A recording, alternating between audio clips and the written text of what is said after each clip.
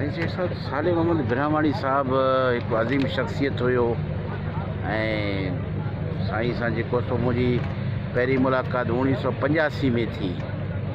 उन खां बाद साईं सां वक़्तन फ़वक़्तन मिलंदा रहियासीं, पर मतिलबु कंहिं सियासी हवाले सां न, पंहिंजे बिरादरी जे हवाले सां। हिकु ॿ दफ़ो असां हिते बि आयासीं, ॿियो हुते कराची में बि साईं सां मुलाक़ात थी। सो बहरहाल साईं हिकिड़ो बाउसूल माण्हू हुयो, हिकिड़ो उसूल परस्त, हिकिड़ो कमिटेड माण्हू हुयो जेको ज़बान कयईं उन ते पाबंद हुयो।